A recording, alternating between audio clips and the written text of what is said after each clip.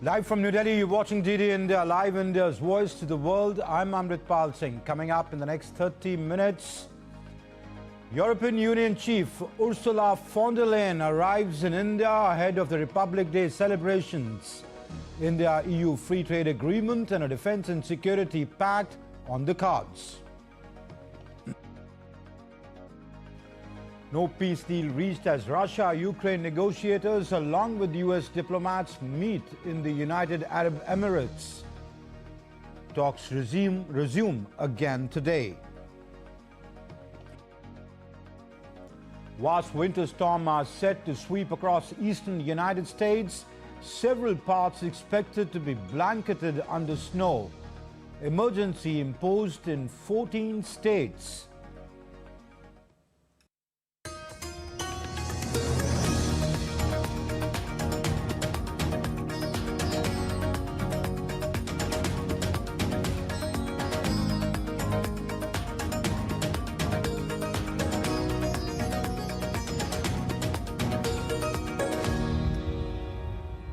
The President of the European Commission, Ursula von der Leyen, arrived in India on Saturday for her state visit. Union Minister of State for Commerce and Industry, Prasar, received her and extended a warm welcome.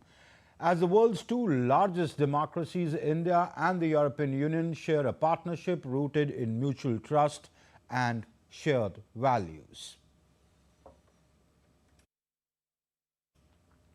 The High Representative for Foreign Affairs and Security Policy and the Vice President of the European Commission, Kaja Kallas, arrived in India. The visit comes at an opportune moment to further strengthen the India-EU strategic partnership, building on the momentum of regular high-level engagements. Earlier on January 21st, the EU's highest-ranking diplomat, Kaja Kallas, noted that EU is among India's largest trading partners and described India as indispensable to Europe's economic resilience. The EU and India are moving closer together at the time when the rules-based international order is under unprecedented pressure through wars, coercion and economic fragmentation. Two major democracies cannot afford to hesitate. We must become more ambitious partners. She also announced that both India and the EU agreed to sign a new security and defence partnership covering maritime security, cyber security and counterterrorism. We aim to conclude negotiations on the EU-India Free Trade Agreement. This deal will open markets, remove barriers and strengthen critical supply chains in clean technologies, pharmaceuticals and semiconductors.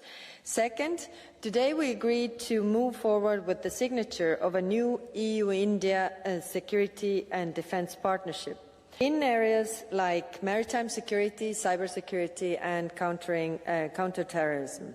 We will also launch negotiations on a security of information agreement. In a more dangerous world, we will both gain from working closer together.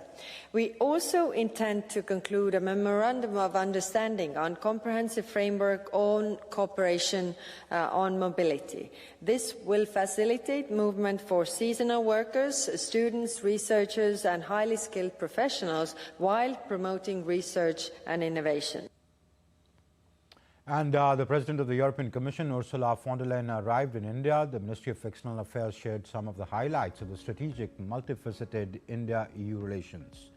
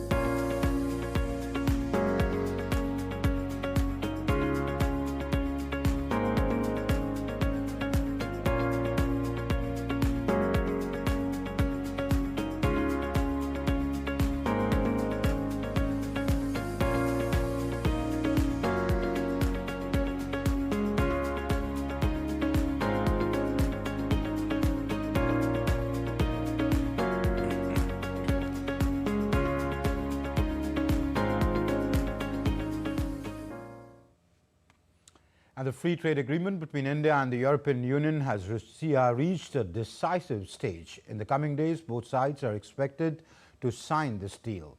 The agreement is being described as the mother of all deals. On one hand, Europe will gain access to a large market like India. On the other, Indian products will find it easier to access a major part of the world. Through this report, we try and explain you why this agreement is being called the mother of all deals. India and the European Union are very close to concluding a historic free trade agreement. After several years of negotiations between the two sides, this agreement has been finalized. The free trade agreement between India and EU is being described in global diplomacy and business world as the mother of all deals. The reason is not just its size, but also its economic, strategic, and geopolitical significance. I will travel to India. There's still work to do, but we are on the cusp of a historic trade agreement. Indeed, some call it the mother of all deals. One that would create a market of 2 billion people, accounting for almost a quarter of global GDP. And crucially, that would provide a first mover advantage for Europe, with one of the world's fastest growing and most dynamic continents. In fact, this deal is being called mother of all deals because after long negotiations, agreement has reached a decisive stage, one of the world's largest and most complex trade agreements. Agreement between two of the world's largest markets. European Union has a population of around 450 million, an economy worth more than $17 trillion. India, on the other hand, has a population of 1.4 billion and is the world's fastest growing major economy. This is not just an FTA, but a package of multiple deals. Along with the FTA, it includes aspects such as investment, digital trade, data protection, and green energy. Reaching the agreement at a decisive stage involved facing several challenges, as Europe is strict on environmental standards, labor laws, and data protection, while India has been very cautious regarding farmers, dairy sector, MSMEs, and policy autonomy. It is important to note that EU is the most regulated market in the world. Therefore, this is not just a trade agreement, but is set to become a new framework for global economy in the 21st century. Bureau Report, DD India. And in an effort to break the impasse, Russian, Ukrainian and US negotiators are holding talks in the UAE. The first meeting, which was attended by all three countries in 4 years, yesterday, officials met in Abu Dhabi to tackle the vital issues, but there was no sign of a compromise. As the Russian airstrikes plunged Ukraine into its worst energy crisis of nearly 4 years of conflict. The tripartite talks brokered by the US are unfolding against the backdrop of intensified Russian strikes on Ukraine's energy system that have cut power and heating to major cities such as Kyiv, and temperatures are dipping well below freezing. There are sticking points in the meeting which remained territorial issues, including Russian demand that Ukraine give up about 20% of the Donetsk region, which Kyiv still controls, while Zelensky has refused to give up that land, and Russia has not been able to capture it in the past 4 years. Polls show little appetite among Ukrainians for territorial concessions. Donetsk is one of the 4 Ukrainian regions. Moscow said in 2022 that it was annexing after referendums rejected by Kyiv and Western nations as bogus. So the talks have resumed again today for the second day, but we'll only get to know if they'll actually achieve a peace deal, though that looks unlikely given the hardened positions on both sides. The United States on Friday imposed a new series of sanctions targeting Iran's shadow fleet said to be supporting the country's oil exports, as Washington steps up pressure over the government's crackdown on protesters. In a statement, U.S. Treasury Secretary Scott Bessent said that officials directly tied to the sanctions on 9 vessels and their respective owners or management firms. The department said that the fleet collectively transported hundreds of millions of dollars worth of Iranian oil and petroleum products to foreign markets. The Treasury said that the revenue belongs to the Iranian people but is instead diverted to fund Iran's regional terrorist proxies, weapons programs and security services. Instead of the basic economic services the Iranian people have bravely demanded.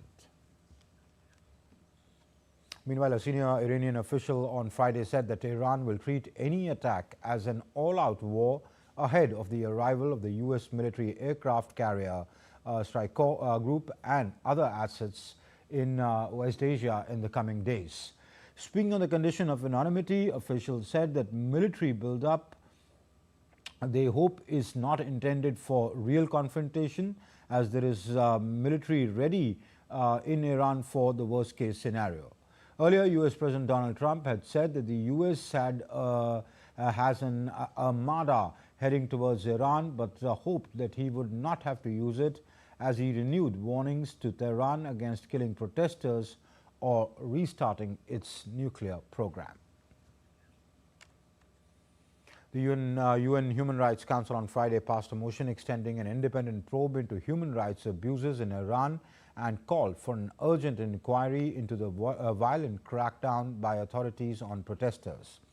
The 47-member body voiced alarm about the unprecedented scale of the violent crackdown on peaceful protests by security forces in Iran. With 25 votes in favor, 7 opposed and the rest abstaining, it decided to extend and broaden the mandate of independent investigators gathering evidence towards ensuring accountability for the rights violations in the country. During an emergency session on of the Human Rights Council, the UN rights chief urged Iran on Friday to end its brutal repression of protests. I call on the Iranian authorities to reconsider, to pull back and to end their brutal repression, including summary trials and disproportionate sentences. I call for the immediate release of all those arbitrarily detained by the Iranian authorities. And I call for a complete moratorium on the death penalty. I urge the government to end the internet and communications shutdown and to stop using this as a systematic practice. The U.S. and other Western powers are warning Haiti's transitional council against changing the prime minister, fearing it would only stoke more instability and hurt ongoing efforts to combat armed gangs. U.S. Secretary of State Marco Rubio spoke on Friday with Alik Finez-Zeme and emphasized that the importance of his continued tenure as Haiti's prime minister to combat terrorist gangs and stabilize the island. Haiti has been blighted for years by such gangs which commit murders, rape, looting and kidnappings. The country has not held elections since 2016 and has been governed by transitional authorities that have failed to curb the violence. The situation has worsened since the beginning of 2024 when gangs forced then Prime Minister Ariel Henry to resign. 5 of the 7 members of the Presidential Transitional Council want to remove the Prime Minister before the scheduled end of the Council's term on the 7th of February and appoint an interim head of government. And still to come up on this edition of DD India Live, Prime Minister Narendra Modi says India signing trade and mobility agreements with several countries is creating multiple opportunities for a young workforce. Novak Djokovic becomes the first man to earn 400 match wins at the majors.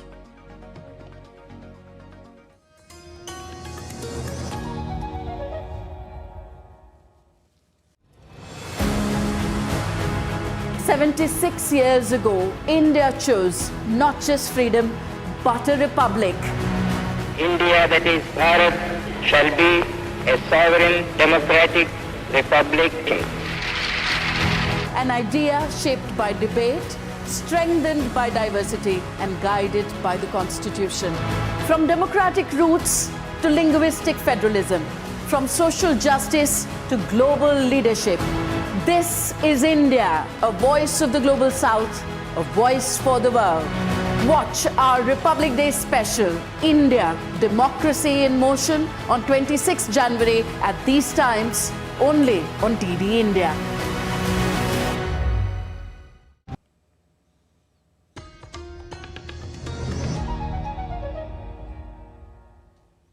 You're watching DD India Live. I'm Amritpal Singh. Union Minister for Electronics and Information Technology, Ashwini Vaishnav, visited the headquarters of the ASML in the Netherlands. Speaking during the visit, the minister said that India has started a new semiconductor industry and that lithography, which involves printing the circuit on the wafer, is the most complex and precision-intensive process in the entire semiconductor manufacturing chain. He also shared, when we started the semiconductor mission on 1st Jan 2022, we had taken a target that within 5 years we should start the commercial production. Very glad to say that the first commercial production will start in 2026 itself. Actually, 4 of the plants will start their commercial production in 2026. The pilot production have started already in 3 plants in 2025 itself. Now the equipment manufacturers are coming to India. and Vaishnav also shared India's strength in AI, which is very consistent across the 5 layers of the AI stack. India's strength in AI is very consistent across the 5 layers of the AI stack. Application layer, we will become the leaders. Models are today, our sovereign models are getting developed, which are very good and which have the capability of solving 95% of the problem. The committed investment, which might grow up to $150 billion as we approach the AI Impact Summit, and the final energy layer. All the 5 layers we are working very consistently. Prime Minister Narendra Modi on Saturday distributed over 61,000 appointment letters to newly recruited youth at the 18th Rozgar Mela held in New Delhi.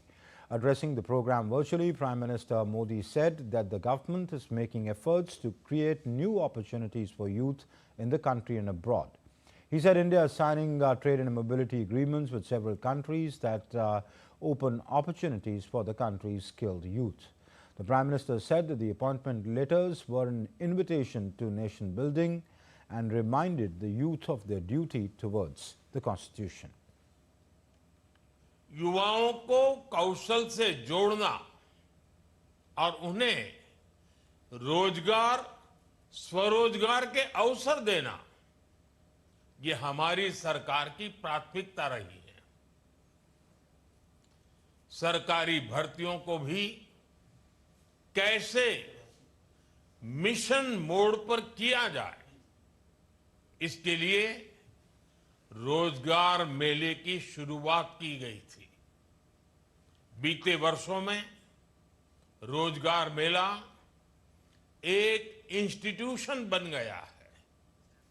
इसके जरिए लाखों युवाओं को सरकार के अलग-अलग विभागों में नियुक्ति पत्र मिल चुके हैं। Indian Coast Guard ships ICGS Varaha and ICGS Atulya arrived at Colombo on Saturday as part of an overseas deployment in the Indian Ocean region. The visit focuses on strengthening interoperability with the Sri Lankan Coast Guard through professional exchanges. Alongside drills and capacity building, the port call features cultural interactions, community outreach, ship visits and environmental initiatives under the Puneet Sagar Abhiyan. The ships will also participate in India's Republic Day ceremony in Colombo and conduct exercise Sagarex on 27th of January, highlighting India's vision of security, cooperation and clean seas across the region. Union Minister for Development of Northeastern Region Jyotiraditya Scindia on Friday said that the government has set up an ambitious target of increasing Tripura's annual agarwood industry turnover from 100 crore rupees to 2,000 crore rupees. After laying the foundation stone of the Agarwood Cluster Common Processing Centre at Uttar Pradesh Phulbari, in Tripura, Union Minister Sindhya said that new facility would focus on quality assurance of agarwood products. Describing agarwood as liquid gold, the minister said that another centre would be set up in Assam. Sindhya said that the government would soon begin the process of geographical indication registration while announcing a six-fold increase in export quota. Chief Justice of India Suryakant delivered the prestigious Fali S. Nariman Memorial Lecture in Mumbai today. The event was organized by the Bombay Bar Association to honor the life and legacy of the late senior advocate Fali S. Nariman, who was a towering figure in Indian constitutional law and whose work helped shape modern legal thinking in the country. The Chief Justice of India devoted his address to explaining the historical and constitutional importance of Article 226 of the Constitution, which empowers High Courts to issue writs for enforcement of fundamental rights and other legal protections. Speaking at the event, Justice Suryakant paid tributes to Nariman as a beacon of legal excellence, highlighting his pivotal role in the Keswananda Bharati case and his enduring contribution to constitutional values. Faliji emerged as one of the most authoritative voices of constitutionalism.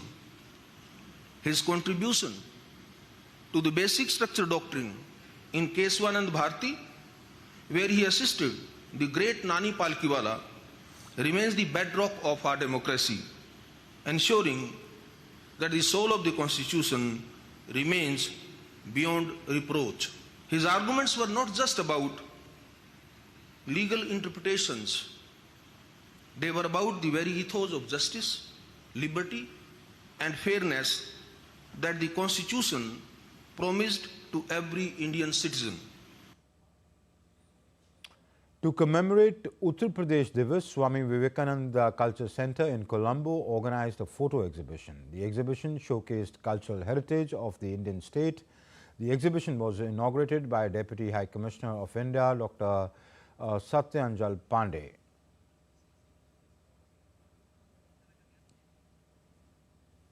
Record-shattering Novak Djokovic became the first player to win 400 Grand Slam matches on his way into the last 16 at the Australian Open.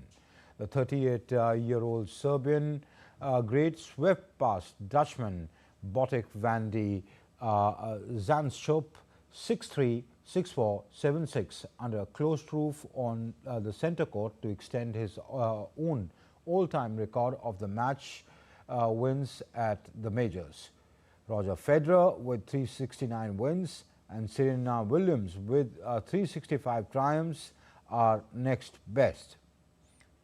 Djokovic has been tied with Margaret Court on 24 major titles since winning the US Open in 2023.